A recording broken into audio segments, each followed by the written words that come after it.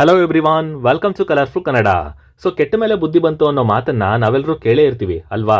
ಆದರೆ ಇಲ್ಲಿ national testing agency ಅವರು ಮಾತ್ರ ಪರಿಸ್ಥಿತಿಗಳು ಇಷ್ಟೆಲ್ಲ ಹದಗೆಟ್ಟು ಹೋಗ್ತಾ ಇದ್ರು, ನೀಟ್ ರಿಸಲ್ಟ್ಸ್ ಅಲ್ಲಿ ದೊಡ್ಡ ದೊಡ್ಡ ಸ್ಕ್ಯಾಮ್ ಆಗಿದೆ, ಎಡವಟ್ಟುಗಳಾಗಿದೆ ಅಂತ ಇಡೀ ದೇಶಾದ್ಯಂತ ಬೊಬ್ಬೆ ಹೊಡಿತಾ ಇದ್ರು ಕೂಡ ಇವ್ರು ಮಾತ್ರ ಏನೂ ಆಗೇ ಇಲ್ಲ ಅನ್ನೋ ಮಟ್ಟಿಗೆ ತಣ್ಣು ಕೂತಿದ್ದಾರೆ. ವಿಷಯ ಏನು ಅಂತ ಅಂದರೆ, ನಿನ್ನೆ ರಾತ್ರಿ ಒಂದು ಕ್ಲಾರಿಫಿಕೇಶನ್ ಲೆಟರ್ನ ರಿಲೀಸ್ ಮಾಡಿದ್ದಾರೆ ಇದೇ ವಿಚಾರಕ್ಕೆ ಸಂಬಂಧಿಸಿದಂತೆ. ಅದೇನು ಅಂತ ಅಂದರೆ, ನಾವು ನೋಡ್ತಾ ಹೋಗೋಣ ಕ್ಲಾರಿಫಿಕೇಶನ್ ಲೆಟರಲ್ಲಿ ಏನೇನು ಕೊಟ್ಟಿದ್ದಾರೆ ಅಂತ. ಬಟ್ ಓವರ್ ಆಲ್ ಆಗಿ ಹೇಳಬೇಕು ಅಂದರೆ, this is not the clarification letter.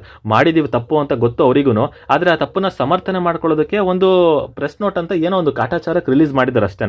ನೋಡೋಣ ಅದರಲ್ಲಿ ಏನೇನು ಹೇಳಿದ್ದಾರೆ ಅಂತೇಳಿ. ಬಹಳ ಇಂಪಾರ್ಟೆಂಟ್ ಆಗಿರುವಂಥ ವಿಡಿಯೋ ಕೊನೆವರೆಗೂ ನೋಡಿ. ಆದರೆ ಅದಕ್ಕಿಂತ ಮೊದಲು ಸಬ್ಸ್ಕ್ರೈಬ್ ಮಾಡಿಲ್ಲ ಅಂದರೆ ಸಬ್ಸ್ಕ್ರೈಬ್ ಮಾಡ್ಕೊಂಬಿಡಿ ಫಸ್ಟ್ ಆಫ್ ಆಲ್. ಆ್ಯಂಡ್ ಪಕ್ಕದಲ್ಲಿರುವಂಥ ಬೆಲ್ಲೈಕನ್ನ ಕ್ಲಿಕ್ ಮಾಡಿ. ಯಾವುದೇ ಅಪ್ಡೇಟ್ ಇದ್ರೂ ಕೂಡ ನಿಮಗೆ ತಕ್ಷಣಕ್ಕೆ ವಿಡಿಯೋಸ್ಗಳು ಬರ್ತಾನೆ ಇರುತ್ತೆ, ಸರ್ಚ್ ಮಾಡೋ ಅಗತ್ಯ ಇರೋದಿಲ್ಲ. ಹಾಗೇನೇ ವಿಡಿಯೋನ ಒಬ್ಬೊಬ್ಬರು ಲೈಕ್ ಮಾಡೇ ಕಂಟಿನ್ಯೂ ಮಾಡಿ. ಪ್ರತಿಯೊಬ್ಬರು ಲೈಕ್ ಮಾಡೋದ್ರಿಂದ ಆಟೋಮೆಟಿಕಲಿ ಬೇರೆಯವ್ರಿಗೆ ರೆಕಮೆಂಡ್ ಆಗುತ್ತೆ. ರೆಕಮೆಂಡ್ ಆಗಬೇಕು, ಈ ವಿಷಯ ಆದಷ್ಟು ತಲುಪಬೇಕು, ಎಷ್ಟು ಆಗುತ್ತೋ ಅಷ್ಟು. ಆ್ಯಂಡ್ ಯಾರೇ ವಿಡಿಯೋ ಮಾಡಲಿ ಲೈಕ್ ಮಾಡೇ ಕಂಟಿನ್ಯೂ ಮಾಡಿ. ಯಾರೇ ಯೂಟ್ಯೂಬರ್ ಮಾಡಿರಲಿ ಲೈಕ್ ಮಾಡಿ ಕಂಟಿನ್ಯೂ ಮಾಡೋದ್ರಿಂದ ವಿಷಯ ಆದಷ್ಟು ತೀವ್ರವಾಗಿ ಮೇಲೆ ಹೋಗೋದಕ್ಕೆ ಸಾಧ್ಯ ಆಗುತ್ತೆ. ಓಕೆನಾ, ಹೇಳಿದ್ದೀನಿ. ಈಗ ಪ್ರೆಸ್ ನೋಟ್ ಕಡೆ ಬಂದರೆ ಏನು ಹೇಳಿದ್ದಾರೆ? Regarding queries of candidates on NEET UG 2024 result declared on 4th June 2024. ನಾನು ಫಸ್ಟ್ ಆಫ್ ಆಲ್ ಈ ಪ್ರಾಬ್ಲಮ್ಸ್ಗಳನ್ನ ಮತ್ತೊಂದು ಸಲ ರಿಪೀಟ್ ಮಾಡ್ತೀನಿ. ಮೊದಲನೇ ಪ್ರಾಬ್ಲಮ್ ಆಗಿರೋದು ಇವರು ಕೊಟ್ಟಿರುವಂಥ ರ್ಯಾಂಕ್ಗಳ ಮೇಲೆ. ಹೆಚ್ಚು ಮಾರ್ಕ್ಸ್ ಬಂದಿದ್ರು ಕೂಡ ರ್ಯಾಂಕಿಂಗ್ ಮಾತ್ರ ಪಾತಾಳ ಕುಸಿದು ಹೋಗಿದೆ. ಇದರಲ್ಲಿ ಇವರು ಗ್ರೇಸ್ ಮಾರ್ಕ್ಸ್ ಕೊಟ್ಟಿದ್ದೀವಿ ಅಂತ ಹೇಳಿದ್ದಾರೆ, ಅದಕ್ಕೆ ಯಾವುದೇ ಅರ್ಥ ಇಲ್ಲ. ನಾರ್ಮಲೈಸೇಷನ್ ಮಾಡಿದ್ದೀವಿ ಅಂತ ಹೇಳ್ತಾರೆ. ಆ ಪ್ರೊಸೀಜರ್ನ ನಾನು ಹಿಂದಿನ ವಿಡಿಯೋದಲ್ಲಿ ನಿಮಗೆ ತಿಳಿಸಿದೆ. ಹಿಂದಿನ ವಿಡಿಯೋ ನೋಡಿಲ್ಲ ಅಂದರೆ ನೋಡ್ಕೊಂಡು ಬನ್ನಿ, ನಾರ್ಮಲೈಸೇಷನ್ ಪ್ರೊಸೀಜರ್ ಯಾವ ರೀತಿ ಕ್ಯಾರಿ ಆಗುತ್ತೆ ಅಂತ ಹೇಳಿ.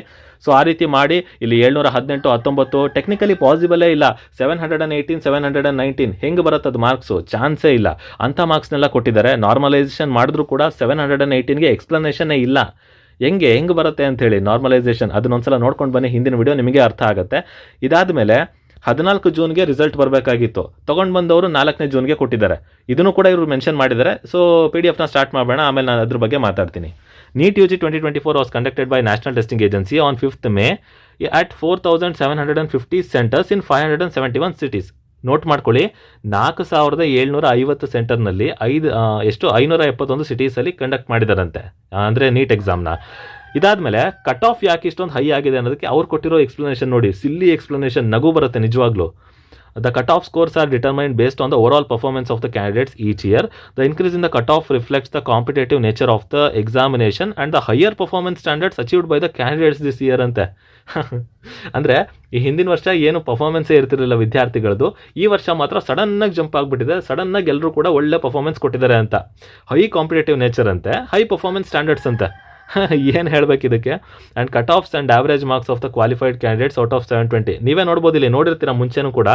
ಕಟ್ ಆಫ್ ನೋಡಿದ್ರೆ 323ಗೆ ರೈಸ್ ಆಗಿದೆ ಆವ್ರೇಜ್ ಮಾರ್ಕ್ಸ್, ಎಷ್ಟು ಸ್ಕೋರ್ ಮಾಡಿದ್ದಾರೆ ಅಂತ. And minimum score to qualify ಅಂತ ಅಂದರೆ 164. ಸಡನ್ನಾಗಿ ಜಂಪ್ ಆಗಿಬಿಟ್ಟಿದೆ ಎಲ್ಲ. ಓಕೆ, ಇದನ್ನು ಬಿಡೋಣ. ಇನ್ನು ಮುಂದಕ್ಕೆ ಹೋದರೆ compensatory marks for loss of time. ಇಲ್ಲಿ ಬಂತು ನೋಡಿ, ಸಮಯ ಯಾರೆಲ್ಲ ಕಳ್ಕೊಂಡಿದ್ದಾರಲ್ವಾ ಎಕ್ಸಾಮ್ ಬರೆಯೋ ಟೈಮಲ್ಲಿ, ಅವರಿಗೆ ಹೇಗೆ ಕಾಂಪನ್ಸೇಟ್ ಮಾಡಿದ್ದಾರೆ ಅಂತ ಅಂದರೆ, few writ petitions were filed by the candidates of NEET exam at the honourable high court of Punjab, Haryana, Delhi and Chhattisgarh. 4 ಸ್ಟೇಟಲ್ಲಿ ಒಂದು ರಿಟ್ ಪಿಟಿಷನ್ ಅಂದರೆ ಕೇಸ್ ಹಾಕಿದ್ರಂತೆ ಕೋರ್ಟಲ್ಲಿ ವಿದ್ಯಾರ್ಥಿಗಳು, 4 ರಾಜ್ಯದ ವಿದ್ಯಾರ್ಥಿಗಳು. ಏನಂತ ಅಂದರೆ, ಟೈಮ್ ನಮಗೆ ಶಾರ್ಟೇಜ್ ಆಗಿಬಿಡ್ತು ನೀಟ್ ಎಕ್ಸಾಮ್ ಬರೆಯೋ ಟೈಮಲ್ಲಿ ಅಂತೇಳಿ. ಸೊ ಅವರಿಗೆ ಕಾಂಪನ್ಸೇಟ್ ಮಾಡೋದಕ್ಕೆ ಏನು ಮಾಡಿದ್ದಾರೆ, ಇದೇ ನಾರ್ಮಲೈಸೇಷನ್ ಪ್ರೊಸೀಜರ್ನ ಅಪ್ಲೈ ಮಾಡಿದ್ದೀವಿ ಅಂತ ಹೇಳ್ತಾ ಇದ್ದಾರೆ. ನೆನ್ಪಿಟ್ಕೊಳ್ಳಿ, 4 ಸ್ಟೇಟು ಅಂದರೆ ಇವಾಗ ಈಗ 4 ಸ್ಟೇಟ್ ಅಂತ ಅಂದರೆ ಟೋಟಲ್ ನಂಬರ್ ಆಫ್ ಕ್ಯಾಂಡಿಡೇಟ್ಸ್ ಎಷ್ಟು? ಇವಾಗ ನೀಟ್ ಎಕ್ಸಾಮ್ ಬರೆದಿರೋಂಥವ್ರು ಆಲ್ಮೋಸ್ಟ್ 24 ಲಕ್ಷ. ಸೊ 24 ಲಕ್ಷದಲ್ಲಿ ವಿದ್ಯಾರ್ಥಿಗಳನ್ನ ಎಷ್ಟು ಕೂರಿಸಿದ್ದಾರೆ? ಆಲ್ಮೋಸ್ಟ್ 4,750 ಸೆಂಟರಲ್ಲಿ 24 ಲಕ್ಷ ಜನ ವಿದ್ಯಾರ್ಥಿಗಳು ಎಕ್ಸಾಮನ್ನು ಬರೆದಿದ್ದಾರೆ ಅಂತ ಆಯಿತು ಅಲ್ವಾ. ಇದನ್ನು ನಾವು ಡಿವೈಡ್ ಮಾಡಿ ನೋಡಿದ್ರೆ ಆಲ್ಮೋಸ್ಟ್ ಪ್ರತಿ ಸೆಂಟರ್ನಲ್ಲಿ 500 ವಿದ್ಯಾರ್ಥಿಗಳು ಇರಬೇಕು. ಅಪ್ರಾಕ್ಸಿಮೇಟ್ಲಿ 500 ವಿದ್ಯಾರ್ಥಿಗಳು ಪ್ರತಿ ಸೆಂಟರ್ನಲ್ಲಿ. ಇದನ್ನು ನಾನು ರಫ್ ಎಸ್ಟಿಮೇಷನ್ ಅಂತಲೂ ಅನ್ಕೋಬೋದು, ಅಥವಾ ಇದೇ ಆಗಿರ್ಬೋದು ಅಂತಲೇ ಇರ್ಬೋದು. ಬಟ್ ಪ್ರತಿ ಸೆಂಟರ್ನಲ್ಲಿ 500 ವಿದ್ಯಾರ್ಥಿಗಳು ಇದ್ದಾರೆ ಅಂತ ಆಯ್ತು ಅಲ್ಲಿಗೆ. ಓಕೆನಾ, ನೆಕ್ಸ್ಟ್ ನೋಡೋಣ ಇವ್ರೇನು ಹೇಳ್ತಾ ಇದ್ದಾರೆ ಅಂಥೇಳಿ. ಸೊ ಎಕ್ಸ್ಪರ್ಟ್ ಒಪಿನಿಯನ್ ತೊಗೊಂಡು ಈ ರೀತಿ ಮಾಡಿದಾರಂತ ಇವರು. ಓಕೆನಾ, ಇದಾದ ಮೇಲೆ ನೆಕ್ಸ್ಟ್ ಅವ್ರು ಏನು ಹೇಳ್ತಿದ್ದಾರೆ? The committee considered the grievances representation on the basis of factual reports of the functionaries and CCTV footages from the concerned exam centers. Okay, loss of examination time was ascertained and such candidates were compensated with marks based on their answering efficiency. Last time ನಾನು discuss ಮಾಡಿದ್ದೆ. ಅಂದರೆ ಒಬ್ಬ ವಿದ್ಯಾರ್ಥಿ ಒಂದು ಪ್ರಶ್ನೆನ attend ಮಾಡೋದಕ್ಕೆ ಎಷ್ಟು ಸಮಯ ತಗೋತಾನೆ, ಅಪ್ರಾಕ್ಸಿಮೇಟ್ಲಿ ಅವನು 60 ಸೆಕೆಂಡ್ ತೊಗೋಬೋದು, 70 ಸೆಕೆಂಡ್ ತೊಗೋಬೋದು, 80 ಸೆಕೆಂಡ್ ತೊಗೋಬೋದು. ಆ ಆನ್ಸರಿಂಗ್ ಎಫಿಷಿಯನ್ಸಿ ಮೇಲೆ ಉಳಿದಿರೋಂಥ ಲಾಸ್ ಆಗಿರೋಂಥ ಟೈಮ್ನಲ್ಲಿ ಅವನು ಇನ್ನೂ ಎಷ್ಟು ಪ್ರಶ್ನೆಗಳನ್ನು ಉತ್ತರಿಸ್ಬೋದಾಗಿತ್ತು ಅದನ್ನು ಕನ್ಸಿಡರ್ ಮಾಡಿ ಇಲ್ಲಿ ನಿಮಗೆ ಮಾರ್ಕ್ಸನ್ನು ಕೊಟ್ಟಿರುವಂಥದ್ದು ಗ್ರೇಸ್ ಮಾರ್ಕ್ಸ್. ಎಕ್ಸ್ಪ್ಲೈನ್ ಮಾಡಿದ್ದೀನಿ ಹಿಂದಿನ ವಿಡಿಯೋ, ಕೆಳಗಡೆ ಡಿಸ್ಕ್ರಿಪ್ಷನಲ್ಲಿ ಕೂಡ ಅದನ್ನು ಲಿಂಕ್ ಕೊಟ್ಟಿರ್ತೀನಿ, ಹೋಗೊಂದ್ಸಲ ಚೆಕ್ ಮಾಡ್ಕೊಂಡು ಬನ್ನಿ. ಈಗ ಅವ್ರು ಏನು ಮಾಡಿದ್ದಾರೆ ಅಂತ ಅಂದರೆ ವೇರಿ ಆಗ್ತಾ ಇದೆ. Candidates marks were compensated for the loss of time and revised marks of such candidates vary from -20 to 720 marks ಅಂತೆ. ಅಂದರೆ -20ಇಂದನೂ ಶುರು ಆಗ್ತಾ ಇದೆ ಮಾರ್ಕ್ಸ್ ಅಂತ ಹೇಳ್ತಾ ಇದ್ದಾರೆ. ಓಕೆ, ಈಗ ಸೊ ಅದಕ್ಕೆ 718 719 ಕೂಡ ಪಾಸಿಬಲ್ ಇದೆ ಅಂತ ಹೇಳ್ತಾ ಇದ್ದಾರೆ. ನಾರ್ಮಲೈಸೇಷನ್ ಮಾಡಿದ್ರೂ ಕೂಡ 718 19 ಟೆಕ್ನಿಕಲಿ ಪಾಸಿಬಲ್ಲೇ ಇಲ್ಲ. ಇದು ಮೊದಲನೇ ದೊಡ್ಡ ಮಿಸ್ಟೇಕ್ ಇದು. ನೆಕ್ಸ್ಟ್ ಬಂದರೆ ಇಲ್ಲಿ ಕೆಳಗಡೆ toppers in the neat UG 2024. So ಇಲ್ಲಿ ಏನಂತ ಅಂದರೆ ಇವರು ಇನ್ನೊಂದು ಇಲ್ಲಿ ವಿಷಯ ಇದೆ. ಆಲ್ಮೋಸ್ಟ್ ಇವರು ಎಷ್ಟು ಜನ ವಿದ್ಯಾರ್ಥಿಗಳಿಗೆ ಅಂತ ನಾವು ನೋಡೋದಾದರೆ ಎಷ್ಟು ಜನ ವಿದ್ಯಾರ್ಥಿಗಳಿಗೆ ಈ ರೀತಿ ಕಾಂಪನ್ಸೇಟ್ ಮಾಡಿದ್ದಾರೆ ಅಂತ ಅಂದರೆ 1500 ವಿದ್ಯಾರ್ಥಿಗಳಿಗೆ ಅಂತ ಇವರು ಹೇಳಿದ್ದಾರೆ. 1563 ವಿದ್ಯಾರ್ಥಿಗಳಿಗೆ ಅಂತ. ಆಲ್ಮೋಸ್ಟ್ ನೀವು ನೋಡೋದಾದರೆ ಇಲ್ಲಿ 4 ಸ್ಟೇಟ್, ಪಂಜಾಬ್, ಹರಿಯಾಣ, ಡೆಲ್ಲಿ ಮತ್ತು ಛತ್ತೀಸ್ಗಢ, ಈ 4 ಸ್ಟೇಟ್ ವಿದ್ಯಾರ್ಥಿಗಳು ಇಲ್ಲಿ ರಿಟ್ ಪಿಟಿಷನ್ನ ಕೇಸ್ನ ಹಾಕಿರುವಂಥದ್ದು ಕೋರ್ಟಲ್ಲಿ. ಆಯಿತಾ, 4 ಸ್ಟೇಟ್ ವಿದ್ಯಾರ್ಥಿಗಳಿಂದ ಬರೀ 1563, ಅಂದರೆ ಪ್ರತಿ ಸೆಂಟರ್ನಲ್ಲೂ 500 ಜನ ವಿದ್ಯಾರ್ಥಿಗಳಿದ್ದಾರೆ ಅಂತ ಕನ್ಸಿಡರ್ ಮಾಡಿದ್ರೆ ಈಗ ಏನಾದರೂ ಟೈಮ್ ಲಾಸ್ ಆಗಿದೆ ಅಂತ ಅಂದರೆ ಅದು ಒಂದು ಸೆಂಟರ್ನಲ್ಲಿ ಆಗಿರುವಂಥ ಮಿಸ್ಟೇಕೇ ಆಗಿರಬೇಕು. ಅಂದರೆ 500 ಜನ ವಿದ್ಯಾರ್ಥಿಗಳಿಗೂ ಟೈಮ್ ಲಾಸ್ ಆಗಿರಬೇಕು. ಅಂದರೆ 4 ಸ್ಟೇಟಿಂದ ಬರೀ ಎಲ್ಲ ಸ್ಟೇಟಲ್ಲೂ ಒಂದೊಂದೇ ಸೆಂಟರಲ್ಲಿ ಮಾತ್ರ ಟೈಮ್ ಲಾಸ್ ಆಯಿತಾ? ಬೇರೆ ಯಾರಿಗೂ ಟೈಮ್ ಲಾಸ್ ಆಗೇ ಇಲ್ವಾ ಹಾಗಾದರೆ? ಇದೊಂದು ದೊಡ್ಡ ಮಿಸ್ಟೇಕ್ ಇಲ್ಲಿ. ಏನೋ ಲೂಪ್ ಹೋಲ್ ಥರನೇ ಕಾಣ್ತಾ ಇದೆ. ದೊಡ್ಡ ಸ್ಕ್ಯಾಮ್ ಇದು. 1500 ವಿದ್ಯಾರ್ಥಿಗಳಂತೆ, ಅಂದರೆ ಪ್ರತಿ ಸ್ಟೇಟಲ್ಲೂ ಒಂದೊಂದೇ ಸೆಂಟರ್ನಲ್ಲಿ ಸ್ಟೂಡೆಂಟ್ಸ್ಗಳಿಗೆ ಟೈಮ್ ಕಟ್ ಆಗಿರಬೇಕು ಅಂತ ನಿಮ್ಮ ಪ್ರಕಾರ, ಅಂದರೆ ನ್ಯಾಷನಲ್ ಟೆಸ್ಟಿಂಗ್ ಏಜೆನ್ಸಿ ಅವ್ರ ಪ್ರಕಾರ. Don't know. ಯಾಕಂದರೆ ಒಂದು ಸ್ಟೇಟಲ್ಲಿ ಒಂದು ಸೆಂಟರ್ ಅಂದರೆ ಎಷ್ಟು ಸೆಂಟರ್ ಇರ್ಬೋದು? ಒಂದು ಸ್ಟೇಟಲ್ಲಿ ತುಂಬ ಸೆಂಟರ್ಸ್ ಇರ್ತಾವೆ ತಾನೆ. ಸೊ ಈಗ ಅಷ್ಟು ಸೆಂಟರ್ಗಳಲ್ಲಿ ಯಾವುದೋ ಒಂದು ಸೆಂಟರಲ್ಲಿ ಮಾತ್ರ ಈ ರೀತಿ ಪ್ರಾಬ್ಲಮ್ ಆಗಿದೆ. ಹರಿಯಾಣದಲ್ಲಿ ಒಂದು ಸೆಂಟರು, ಪಂಜಾಬಲ್ಲಿ ಒಂದು ಸೆಂಟರು, ಡೆಲ್ಲಿಯಲ್ಲಿ ಒಂದು ಸೆಂಟರು, ಛತ್ತೀಸ್ಗಢಲ್ಲಿ ಒಂದು ಸೆಂಟರು. ಯಾವ ಥರ ಲಾಜಿಕ್ ಸರ್ ಇದು? ಹಾಗಂದ್ರೆ ನೀವು ಒಂದು 4-5 ಸೆಂಟರ್ ತೊಗೊಂಡ್ಬಿಟ್ರೆ, ಹಾಗಂದ್ರೂ ಈಗ 4 ಸ್ಟೇಟಿಂದ 4 ಸೆಂಟ್ರಲ್ಲಿ ಪ್ರಾಬ್ಲಮ್ ಆಗಿದೆ ಅಂತ ಅಂದ್ಕೊಂಡ್ರು 1500 ಆಗಲ್ಲ, 2000 ಸ್ಟೂಡೆಂಟ್ಸ್ ಆಗಬೇಕು. 500 × 4 2000 ಆಗಬೇಕು. 1500 ಕೊಟ್ಟಿದ್ದಾರೆ ಇಲ್ಲಿ. ಹೇಗೆ ಪಾಸಿಬಲ್ ಇದೆ ಇದು? ನೆಕ್ಸ್ಟ್ ಬಂದರೆ ಇಲ್ಲಿ toppers in NEET UG 2024 number of candidates ಎಷ್ಟು ಜನ ಇನ್ಕ್ರೀಸ್ ಆಗಿದ್ದಾರೆ ಅಂತ ಅಂದರೆ 23 ಲಕ್ಷಕ್ಕೆ 23,33,297 ಅಪ್ರಾಕ್ಸಿಮೇಟ್ಲಿ ನಾವು 23 ಲಕ್ಷ ಅಂತಲೇ ಇಟ್ಕೊಳ್ಳೋಣ. ಓಕೆ, 2023 20 ಲಕ್ಷ ಇದ್ರು.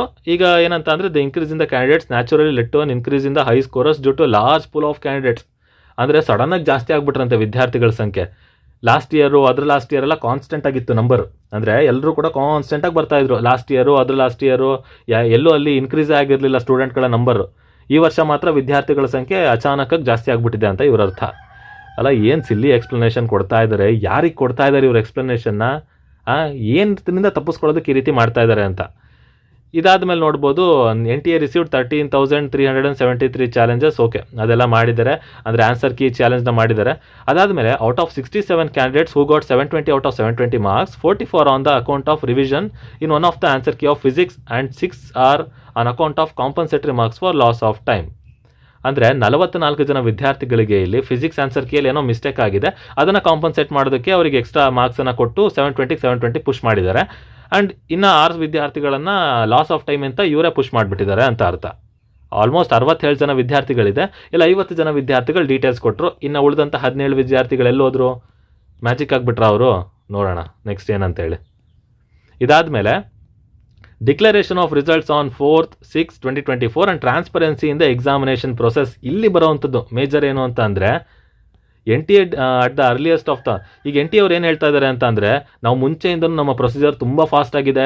ನಾವು ಇನ್ಕ್ಲೂಡಿಂಗ್ ನಿಮಗೆ ಅಪ್ಲಿಕೇಶನ್ ಬಿಡೋದ್ರಿಂದ ಇರ್ಬೋದು, ಅಥವಾ ಅಡ್ಮಿಟ್ ಕಾರ್ಡ್ ರಿಲೀಸ್ ಮಾಡೋದ್ರಿಂದ ಇರ್ಬೋದು, ಎಕ್ಸಾಮಿನೇಷನ್ ಸಿಟಿ ಎಲ್ಲದನ್ನು ಕೂಡ ಆನ್ ಟೈಮ್ ಬಿಟ್ಟಿದ್ದೀವಿ ನಾವು, ಯಾವುದನ್ನು ಕೂಡ ಡಿಲೇ ಮಾಡಿಲ್ಲ. ಸೊ ಹಾಗಾಗಿ ರಿಸಲ್ಟ್ನ ಕೂಡ ಬೇಗ ಬಿಟ್ಟಿದ್ದಾರೆ ಅಂತ ಈ ಪ್ಯಾರಾಗ್ರಾಫ್ನಲ್ಲಿ ನಮಗೆ ಹೇಳ್ತಾ ಇರುವಂಥದ್ದು. ಓಕೆನಾ? ಈ ಪ್ಯಾರಾಗ್ರಾಫ್ನಲ್ಲಿ OMR ಶೀಟ್ ಇರ್ಬೋದು, ಏನೇ ಒಂದು ಪ್ರೊಸೆಸ್ ಇದ್ರೂ ನಾವು ಬೇಗ ಮಾಡಿದ್ದೀವಿ, ಯಾವುದನ್ನು ಡಿಲೇ ಮಾಡಿಲ್ಲ.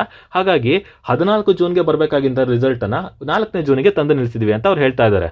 ಇದರಲ್ಲಿ ಏನೋ ದೊಡ್ಡ ಗೋಲ್ಮಾಲ್ ನಡೀತಾ ಇದೆ ಅನ್ನೋದಂತೂ ಸ್ಪಷ್ಟವಾಗಿ ಕಾಣ್ತಾ ಇದೆ.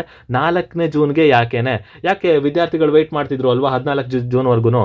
ನೀವ್ಯಾಕೆ 4ನೇ ಜೂನ್ವರೆಗೂ ತರಕೋದ್ರಿ? 10 ದಿನ ಮುಂಚಿತವಾಗಿ ಯಾಕೆ ರಿಸಲ್ಟನ್ನು, ಅದು ಯಾವುದೇ ಒಂದು ಇನ್ಫಾರ್ಮೇಷನ್ ಇಲ್ಲದೇ ಸಡನ್ನಾಗಿ ರಿಲೀಸ್ ಮಾಡಿದ್ದಾರೆ. ಓಕೆನಾ? ಅದು ಕೂಡ ಏನು ಲೋಕಸಭಾ ಎಲೆಕ್ಷನ್ಸ್ ಇತ್ತಲ್ಲ, ಆ ಎಲೆಕ್ಷನ್ ದಿನ, ಆ ರಿಸಲ್ಟ್ ದಿನಾನೇ ಈ ಒಂದು ನೀಟ್ ರಿಸಲ್ಟ್ಸ್ನ ಬಿಟ್ಟಿರೋದು ಯಾಕೆ? ಇದರಲ್ಲಿ ಏನೋ ಒಂದು ಗೋಲ್ಮಾಲ್ ಇದೆ, ಖಂಡಿತವಾಗ್ಲೂ ಸ್ಕ್ಯಾಮ್ ಇದೆ. ಇದು ಇನ್ವೆಸ್ಟಿಗೇಟ್ ಆಗಲೇಬೇಕು. ಇನ್ನು last regarding unfair means cases ಅಂತ ಹೇಳ್ತಾ ಇದ್ದಾರೆ. ಅಂದರೆ ನೀಟ್ ಎಕ್ಸಾಮಿನೇಷನ್ ಟೈಮಲ್ಲಿ ಏನೆಲ್ಲ ಪೇಪರ್ ಲೀಕ್ ಆಗಿದೆ ಅಥವಾ ಕೆಲವರಿಗೆ ಟೈಮ್ ಲಾಸ್ ಆಗಿದೆ, ಕೆಲವೊಂದು ವಿದ್ಯಾರ್ಥಿಗಳು ಸೆಂಟರಿಂದ ಬೇಗ ಇದ್ದು ಹೋಗಿ ಪೇಪರ್ನ ಅಪ್ಲೋಡ್ ಮಾಡಿದ್ದಾರೆ ಸೋಷಿಯಲ್ ಮೀಡಿಯಾದಲ್ಲಿ. ಇದ್ರ ಬಗ್ಗೆ ಎಲ್ಲ ಇನ್ನೂ ಇನ್ವೆಸ್ಟಿಗೇಷನ್ ಆಗ್ತಾ ಇದೆ.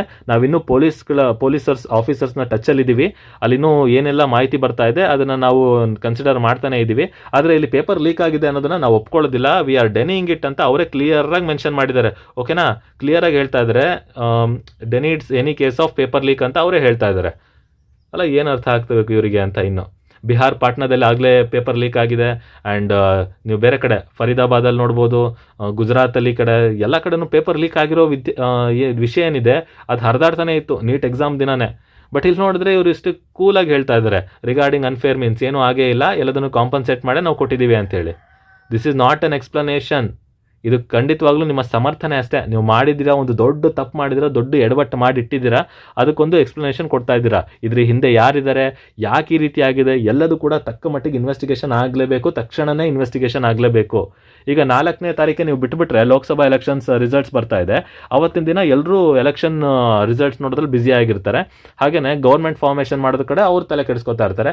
ಅಂಥ ಟೈಮಲ್ಲಿ ನೀಟ್ ರಿಸಲ್ಟ್ಸ್ನ ಈ ಥರ ಸಡನ್ನಾಗಿ ಹಿಂಗೆ ಬಿಟ್ಬಿಟ್ರೆ ಯಾರಿಗೂ ಗೊತ್ತಾಗದೇ ಇರೋ ಹಾಗೆ ಆ್ಯಕ್ಷನ್ಸ್ ತೊಗೊಳೋದಕ್ಕೆ ಸ್ವಲ್ಪ ಲೇಟ್ ಆಗುತ್ತೆ. ಆಮೇಲೆ ಆ್ಯಕ್ಷನ್ಸ್ ತೊಗೊಳ್ದೇ ಇಲ್ಲ ಅಂದರೆ ನಾವು ಡೈರೆಕ್ಟ್ ಹಾಗೆ ಕೌನ್ಸಿಲಿಂಗ್ ಹೋಗ್ಬಿಡ್ಬೋದು ಅಂತ ನೀವು NTA ಅವ್ರದ್ದು ಪ್ಲ್ಯಾನ್ ಇರ್ಬೋದೇನೋ, ನನಗೆ ಗೊತ್ತಿಲ್ಲ. But this is very cheap trick ಅಂತ ನಾನು ಹೇಳ್ತೀನಿ. ಸ್ಟೂಡೆಂಟ್ಸ್ಗಳಿಗೆ ಇಷ್ಟೊಂದೆಲ್ಲ ಕಷ್ಟ ಕೊಡಬಾರ್ದು ನಿಜವಾಗ್ಲೂ. ನೀವೇನು ಮಾಡಿದಿರಾ ಇದೆಲ್ಲ ಇನ್ವೆಸ್ಟಿಗೇಷನ್ ಆಗಲೇಬೇಕು. Government of India should take action, must take action, should ಅಲ್ಲ must take action against this. ಓಕೆನಾ, ಇದಷ್ಟನ್ನು ಹೇಳೋದಕ್ಕೆ ಇಷ್ಟಪಡ್ತಾ ವಿಡಿಯೋನ ಮುಗಿಸ್ತಾ ಇದ್ದೀನಿ. ನೆಕ್ಸ್ಟ್ ವಿಡಿಯೋ ಸಿಗೋಣ. ಅಲ್ಲಿವರೆಗೂ take care and stay safe.